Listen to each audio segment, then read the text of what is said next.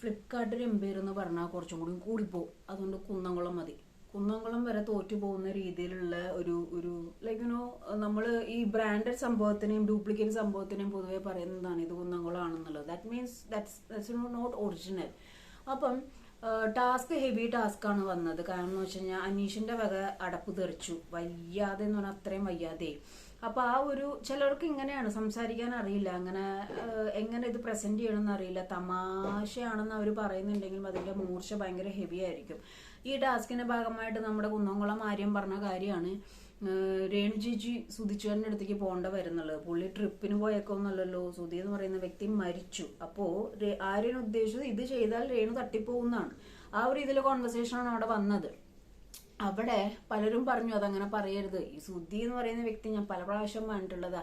ഈ കണ്ടസ്റ്റൻസ് എന്തിനാണ് ഈ മരിച്ച വ്യക്തിയെ ഇങ്ങനെ തമാശയായിട്ടാണെങ്കിൽ പോലും ഇങ്ങനെ എടുത്തിടുന്നത്? ഒരു ലാഘവവും ഇല്ലാതെ ഭയങ്കര കൂളായിട്ട് എന്തിനാണ് ആ വ്യക്തിയെ ഇങ്ങനെ എടുത്തിടുന്നത്? ആ രേണു എന്ന് പറയുന്ന വ്യക്തിയുടെ മാനസികാവസ്ഥ പോലും ചിന്തിക്കാതെ ഇങ്ങനെ എടുത്തിടേണ്ട കാര്യം എന്താണെന്ന് എനിക്ക് മനസ്സിലാവുന്നില്ല. അപ്പൊ അവിടെ അക്ബറൊക്കെ പറയുന്നുണ്ടോ വേണ്ട പറയാൻ നിൽക്കണ്ടെന്ന് പറയുമ്പോൾ കാര്യം പറയുന്നുണ്ട് തമാശയ്ക്കാണ് തമാശയ്ക്ക്. ഇതെങ്ങനെയാണ് തമാശയാവുന്നത്? അതങ്ങനെ പറഞ്ഞു ശരിയായില്ല എന്ന് പറയുമ്പോൾ അത് അക്സെപ്റ്റ് ചെയ്യുക.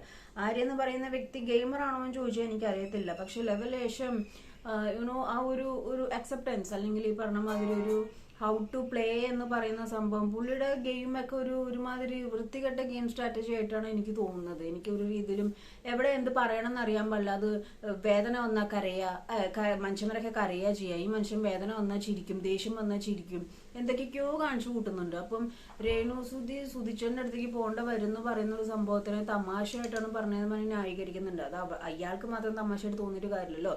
എന്നിട്ട് പുറവേ നമ്മുടെ വയൽക്കാട് ജിഷിൻ അവിടെ എന്താ കാണിക്കണേ? ജിഷിൻ തന്നെ അറിയാൻ പാടില്ല. ഈ പറഞ്ഞ മാതിരി വൈൽഡായിട്ട് കയറി വന്നിട്ട് ഏതുമേ കയറിയ പിടിക്കണ്ടേ, ഏത് പോയിന്റാ സംസാരിക്കണ്ടേ, ഒന്നും അറിയാത്ത മാതിരി എവിടെയെങ്കിലും ഒരു വിഷയം കണ്ടു കഴിഞ്ഞിട്ടുണ്ടെങ്കിൽ അത് മൊത്തത്തിൽ ഇങ്ങനെ നോക്കിയിട്ട് ആരാണോ പോയിന്റ് ഔട്ട് ചെയ്യുന്നത് ആ പോയിന്റ് കയറി പിടിച്ചെങ്കിൽ സംസാരിക്കും. ശരിയോ തെറ്റോ ഒന്നും നോക്കണം പരിപാടിയൊന്നുമില്ല. എടാ വിടറ തമാശക്ക് പറഞ്ഞെന്നൊക്കെ പുള്ളി പറയുന്നുണ്ട്. അതിന്റെ പേരിൽ വലിയൊരു വഴക്കുണ്ടായി. എനിക്ക് എന്തായാലും വലിയ തമാശയായിട്ട് തോന്നിയില്ല. ഇതൊരു തമാശയുമല്ല, ഇങ്ങനെയല്ല തമാശ. ആര്യന്റെ തമാശ ഇങ്ങനെയാണെന്നുണ്ടെങ്കിൽ തിരിച്ച് ഇതേപോലെ ആരിനെ കൊള്ളുന്ന രീതിയിൽ അവിടെ ആരെങ്കിലും സംസാരിച്ച് തമാശ എന്ന് പറഞ്ഞാൽ അക്സെപ്റ്റ് ചെയ്യോ? ഇങ്ങനെ മരിച്ചു പോകുമെന്ന് ഇൻഡയറക്ട്ലി പറഞ്ഞിട്ട് ഇങ്ങനെയൊക്കെയാണ് സംസാരിക്കണമെന്ന് പറഞ്ഞിട്ടുണ്ടെങ്കിൽ അത് വിവരമില്ലായ്മയല്ലേ?